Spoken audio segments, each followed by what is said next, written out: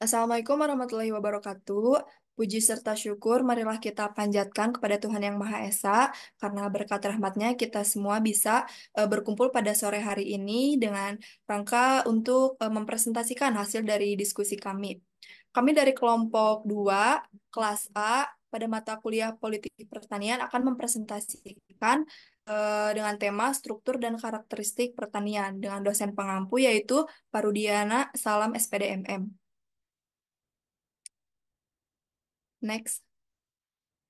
Sebelumnya izin memperkenalkan diri, saya Lucy Fatmadewi dengan NPM akhir 060.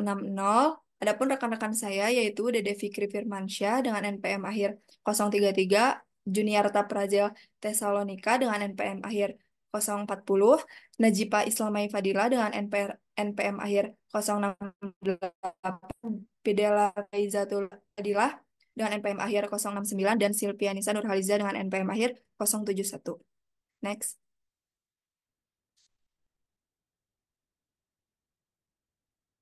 Nah, adapun pendahuluan dari struktur dan karakteristik pertanian ini yaitu pertanian merupakan pemanfaatan sumber daya hayati seperti tumbuhan, hewan, bakteri, jamur, dan alga. Pertanian juga meliputi usaha tani, agribisnis, dan kelembagaan dengan tujuan menghasilkan alam untuk konsumen. Karakteristik pertanian adalah suatu ciri khas yang mendefinisikan pertanian sebagai suatu sistem produksi. Struktur pertanian merupakan sebuah sistem kompleks yang mencakup beberapa aspek seperti sumber daya, usaha tani, serta pengendalian lingkungan dalam bangunan pertanian untuk pertumbuhan produksi dan mempertahankan hasil pertanian. Next. Nah, untuk yang selanjutnya akan disampaikan oleh rekan saya kepada Dede Fikri, dipersilahkan.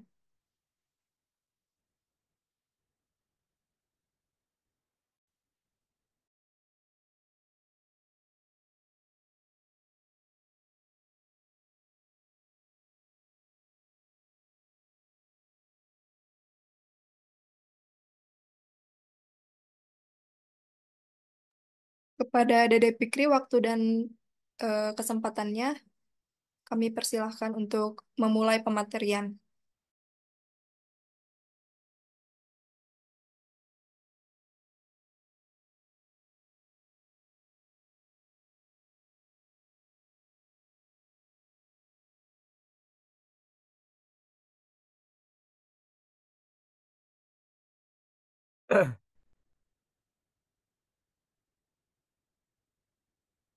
Baik, terima kasih pada rekan saya yang telah memberikan kesempatannya. Eh, yang pertama yaitu ada struktur pertanian. Struktur pertanian adalah eh, eh, yang merujuk pada susunan atau organisasi dalam sistem pertanian dalam suatu negara atau wilayah. Struktur pertanian ini tiga sisi ataupun yang pertama ada berdasarkan ruang lingkup. Yang kedua berdasarkan cara pengusahaannya, yang ketiga berdasarkan lokasi. Berdasarkan ruang lingkup ini dapat dilihat dalam arti luas dan arti sempit. Berdasarkan pengusahaannya, pertanian rakyat, ada pertanian rakyat dan pertanian perusahaan besar atau swasta. Eh, Kalau dari berdasarkan lokasi yaitu contohnya ada pertanian Jawa dan luar Jawa. Eh, Berdasarkan ruang lingkup, yaitu ada arti sempit, yaitu usaha pertanian keluarga yang memproduksi bahan makanan dan hortikultura. Yang kedua, diusahakan di sawah, ladang, dan pekarangan di sekitar rumah. Yang ketiga, digunakan untuk konsumsi keluarga. Dalam arti luas meliputi pertanian rakyat, perkebunan, kehutanan, peternakan, perikanan, dan perusahaan pertanian. Next.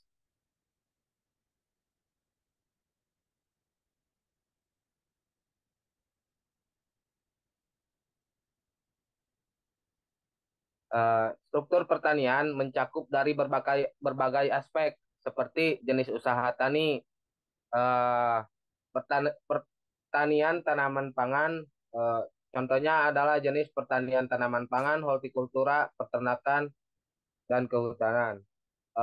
Yang kedua ada skala usaha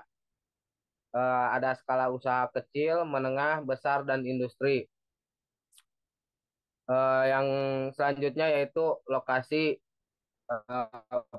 pertanian di dataran rendah dan lainnya. Selanjutnya yaitu teknologi, sumber daya, ketenaga kerjaan, pasar, pasar dan pemasaran, dan terakhir kebijakan dan regulasi. Selanjutnya yaitu dari struktur pertanian ini memiliki manfaat, yaitu meningkatkan produktivitas dan efisiensi eh, dalam aktivitas pertanian. Meningkatkan selanjutnya yaitu meningkatkan kualitas dan kuantitas hasil pertanian. Selanjutnya pendapatan dan kesejahteraan petani ini tentunya dapat lebih teratur dan selanjutnya yaitu keamanan pangan dan gizi, terakhir yaitu pelestarian lingkungan dan sumber daya alam. Next, terima kasih.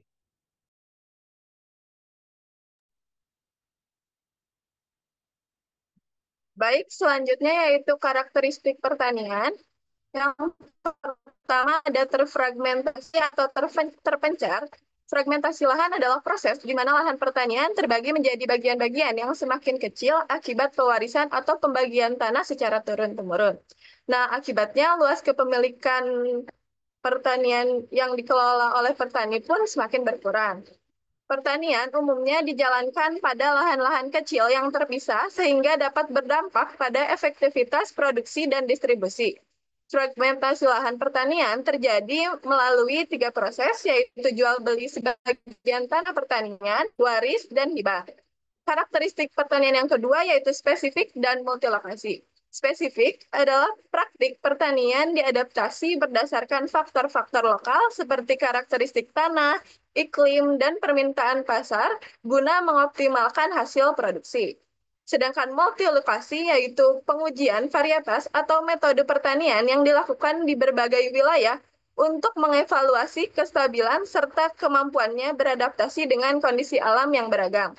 Nah, jadi setiap daerah yang memiliki keunggulan dalam memproduksi komunitas pertanian ini berbeda-beda. Seperti di Jawa Barat, memiliki potensi agrowisata perkebunan, contohnya perkebunan teh di Ciwidey. Kemudian, karakteristik yang ketiga yaitu taat waktu dan hukum. Jadi taat waktu itu adalah petani harus menanam dan memanen tanaman sesuai dengan waktu yang ditentukan oleh musim dan kondisi cuaca. Keterlambatan dalam penanaman atau pemanen ini dapat mengakibatkan hasil yang buruk atau bahkan gagal panen. Misalnya tanaman padi harus ditanam pada waktu yang tepat agar dapat tumbuh dengan baik sebelum musim hujan berakhir. Sedangkan hukum alam itu adalah kegiatan pertanian harus tunduk dengan hukum alam termasuk faktor-faktor seperti iklim, jenis tanah, dan ekosistem setempat. Petani ini perlu memahami serta menyesuaikan metode budidaya mereka dengan kondisi lingkungan agar dapat mencapai hasil yang maksimal.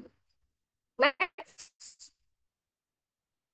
Baik, selanjutnya yaitu karakteristik produk pertanian. Yang pertama yaitu voluminous, artinya produk pertanian ini umumnya dihasilkan dalam volume yang besar, sehingga memerlukan ruang dan biaya penyimpanan yang cukup besar. Selain itu, biaya pengangkutan juga cenderung tinggi. Harga produk pertanian biasanya relatif kecil jika dibandingkan dengan volumenya.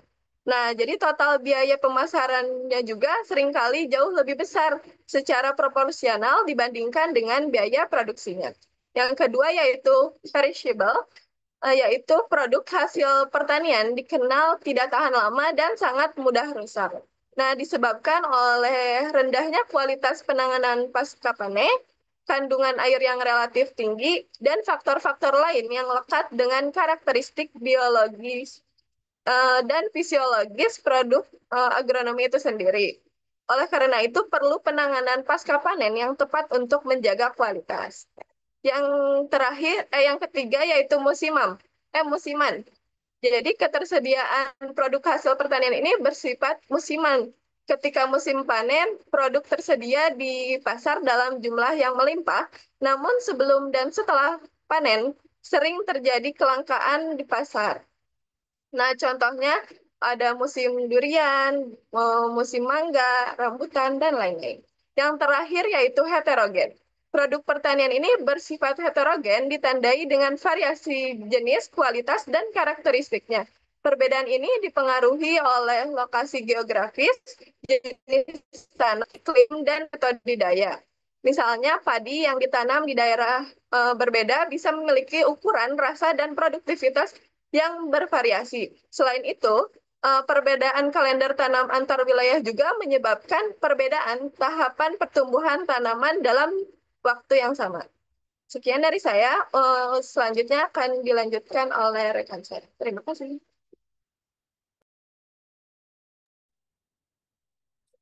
Baik, terima kasih. Selanjutnya adalah karakteristik negara dan negara berkembang. Negara maju dan berkembang memiliki struktur pertanian yang berbeda, yang pada akhirnya mempengaruhi permasalahan serta potensi pertanian masing-masing. Negara maju menghadapi tantangan seperti biaya produksi tinggi dan ketergantungan pada bahan baku yang mahal. Sementara itu, negara berkembang bergulat dengan permasalahan seperti kurangnya akses terhadap teknologi dan informasi, serta rendahnya produktivitas pertanian. Struktur pertanian di negara maju seperti Amerika Serikat, Jepang, dan negara Eropa memiliki struktur lebih modern. Mereka memanfaatkan teknologi dan sistem manajemen modern untuk meningkatkan potensi dan efisiensi.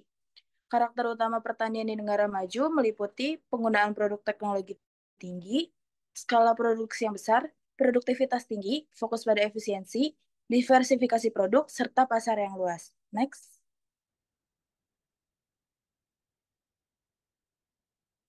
Di sisi lain, pola pertanian yang kurang berkembang biasanya ditemukan di negara-negara yang sumber dayanya terbatas. Pertanian di negara berkembang pegang penting dalam ekonomi, namun seringkali tertinggal dalam hal produktivitas. Struktur pertanian di negara berkembang seringkali tercermin dalam presentasi PDB, sektor pertanian. Hal ini dikarenakan sektor pertanian merupakan sektor penting dalam perekonomian di negara berkembang, namun seringkali tertinggal dalam produktivitas. Karakteristik utama pertanian di negara berkembang mencakup pola yang masih tradisional, kurangnya tingkat pendidikan dan keterampilan yang dimiliki petani. Beberapa faktor penyebab rendahnya produktivitas pertanian di negara berkembang antara lain kurangnya sarana dan prasarana, serta keterbatasan modal yang memadai untuk menunjang kegiatan produksi. Next.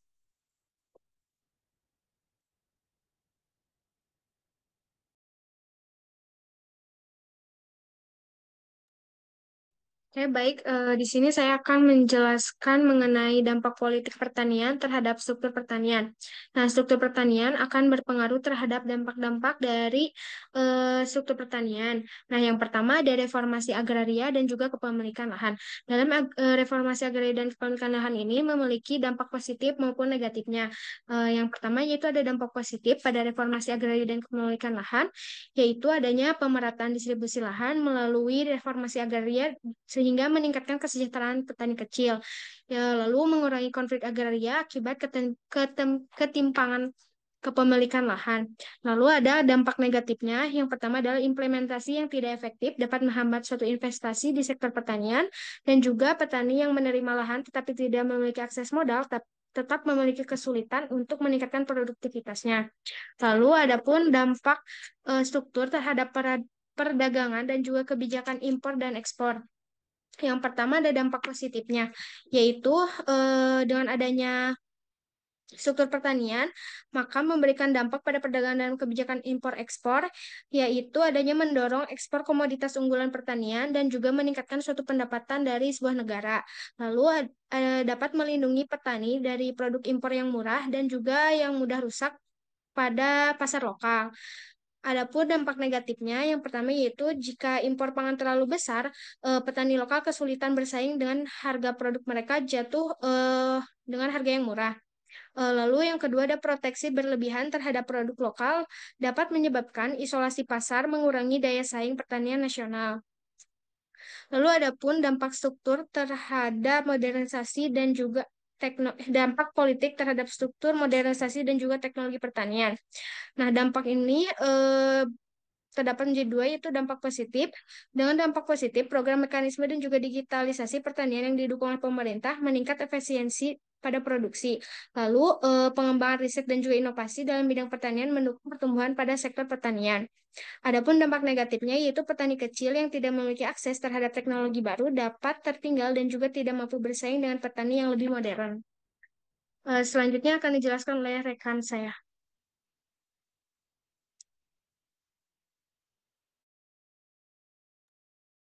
Baik, terima kasih. Izin menjelaskan terkait dengan dampak politik pertanian terhadap karakteristik pertanian, di mana pertanian itu merupakan kebijakan pemerintah yang mempengaruhi sektor pertanian baik secara langsung maupun tidak langsung. Di mana kebijakan ini bertujuan untuk meningkatkan produksi, menjaga stabilitas harga, meningkatkan kesejahteraan petani, serta menjaga ketahanan pangan nasional. Berikut beberapa dampak yang disebabkan dari adanya kebijakan pertanian terhadap karakteristik. Yang pertama itu subsidi dan insentif pemerintah, di mana dampak yang diberikan oleh kebijakan terhadap karakteristik pertanian ini tuh terbagi menjadi dua, yaitu dampak positif dan dampak negatif. Bagi efisiensi subsidi dan juga insentif pemerintah, dengan adanya subsidi ini, baik berupa pupuk, benih, dan alat pertanian, petani dapat meningkatkan hasil pertanian. Dalam arti lain, ini dapat berdampak pada peningkatan produksi. Selain daripada itu juga, insentif berupa kredit usaha tani ataupun bantuan sosial dapat membantu petani kecil dalam mengembangkan usahanya. Kemudian, pemerintah sering memberikan pelatihan ataupun bantuan alat pertanian modern agar petani dapat beralih ke metode pertanian yang lebih efisien. Namun, ternyata dengan adanya subsidi dan insentif pemerintah ini itu berdampak negatif pula, yaitu di mana petani menjadi ketergantungan terhadap subsidi. Jika subsidi diberikan secara terus-menerus tanpa peningkatan dengan kapasitas petani yang meningkat, mereka akan bisa menjadi terlalu bergantung gitu, dan ini dapat menyebabkan petani menjadi kurang inovatif. Selain daripada itu, subsidi terkadang tidak sampai ke tangan petani yang benar-benar membutuhkan akibat adanya praktik korupsi ataupun distribusi yang tidak merata. Selain daripada itu, subsidi berupa pupuk kimia yang berlebihan dapat mendorong petani untuk menggunakan secara berlebihan, yang pada akhirnya merusak kesuburan tanah menjadi lingkungan. Untuk poin yang kedua yaitu regulasi harga pasar. Regulasi harga pasar ini tuh memiliki dampak eh, di mana petani tidak akan terlalu dirugikan oleh penurunan harga yang drastis akibat kelebihan produksi ataupun impor besar-besaran. Kemudian, kebijakan ini membantu menjaga harga agar tetap lebih stabil sehingga menguntungkan baik bagi petani ataupun konsumen. Dan regulasi pasar yang mengatur gitu harga di pasar mendukung produksi dalam negeri sehingga dapat meningkatkan daya saing produk lokal dan membantu lebih banyak lapangan kerja. Namun untuk dampak negatifnya yaitu jika harga yang ditetapkan terlalu tinggi bisa menyebabkan surplus produksi yang tidak terserap oleh pasar. Begitu sebaliknya, jika harga terlalu rendah, maka petani akan mengalami kerugian. Selanjutnya yaitu kebijakan perdagangan bebas dapat membuat produk impor lebih murah dibandingkan hasil produksi di dalam negeri sehingga petani lokal kesulitan bersaing. Nah, regulasi ini juga eh, bisa jadi ada beberapa regulasi yang dianggap kurang efektif gitu yang dapat menyebabkan harga hasil pertanian naik turun secara ekstrim yang dapat merugikan bagi petani dan juga konsumen. Kemudian poin yang ketiga yaitu ketahanan pangan dan juga produksi lokal. Dampak positifnya yaitu ketahanan pangan dan produksi lokal ini dapat meningkatkan produksi di dalam negeri, di mana kebijakan yang mendukung petani lokal dapat meningkatkan produksi eh, dan mengurangi ketergantungan terhadap impor. Dengan kebijakan yang tepat, distribusi pangan dapat dilakukan secara merata sehingga tidak terjadi kelangkaan di daerah tersebut. Namun dengan adanya kebijakan terkait dengan ketahanan pangan dan produksi lokal ini ternyata eh, berdampak juga karena adanya tantangan gitu dari perubahan iklim ataupun cuaca ekstrim yang dapat mengganggu produksi pangan meskipun kebijakan pemerintah sudah dirancang dengan baik. Lalu, jika sistem transportasi dan logistik kurang memadai, produksi pangan lokal yang melimpah tetap akan sulit dijangkau gitu oleh konsumen bagi yang membutuhkan.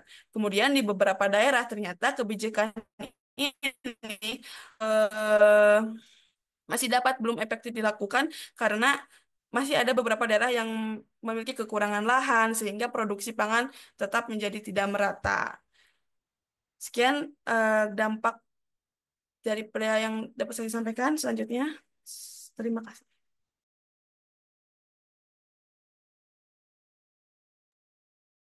Baik, terima kasih kepada pemateri-pemateri yang telah menyampaikan muatan ataupun materinya. Kesimpulannya yaitu struktur pertanian mencakup berbagai aspek seperti jenis usaha tani, skala usaha, kemudian lokasi, teknologi, sumber daya, ketenaga kerjaan, pasar dan pemasaran, serta kebijakan dan regulasi. Struktur pertanian dapat dibedakan berdasarkan ruang lingkupnya, ada arti luas dan sempit. Kemudian cara pengusahaannya, yaitu ada pertanian rakyat dan perusahaan besar. Dan lokasi ada di Jawa dan luar Jawa. Kemudian, manfaat dari memahami struktur pertanian adalah untuk meningkatkan produktivitas dan efisiensi, kualitas dan kuantitas hasil pertanian, pendapatan dan kesejahteraan petani, keamanan pangan dan gizi, serta pelestarian lingkungan dan sumber daya alamnya. Kemudian, dalam karakteristik pertanian meliputi fragmentasi lahan, spesifikasi dan multilokasi, serta ketaatan pada waktu dan hukum alam. Produk pertanian memiliki karakteristik voluminous, perishable, musiman, dan heterogen. Struktur dan karakteristik pertanian di negara maju dan berkembang itu berbeda ya. Dengan negara maju memiliki teknologi yang tinggi, kualitas produk, produktivitas tinggi, fokus pada efisiensi, diversifikasi produk, dan pasar yang luas. Sementara itu, di negara berkembang memiliki permasalahan seperti kurangnya sarana dan prasarana, cara budidaya tradisional, serta kurangnya pendidikan dan keterampilan pada petani. Politik pertanian juga memiliki dampak serta struktur dan karakteristik pertanian melalui reformasi agraria, perdagangan, modernisasi teknologi, subsidi, regulasi harga, dan ketahanan pangan. Sementara itu, negara berkembang memiliki permasalahan seperti kurangnya sarana dan prasarana, cara budidaya tradisional, serta kurangnya pendidikan dan keterampilan pada petani. Politik pertanian juga memiliki dampak terhadap struktur dan karakteristik pertanian melalui reformasi agraria, perdagangan, modernisasi teknologi, subsidi, regulasi harga, dan ketahanan pangan. Sekian presentasi dari kelompok kami. Untuk rekan-rekan semuanya yang ingin bertanya, silahkan tulis aja pertanyaannya di kolom komentar. Pasti akan kami jawab gitu jawabannya di kolom komentar juga. Terima kasih. Wassalamualaikum warahmatullahi wabarakatuh.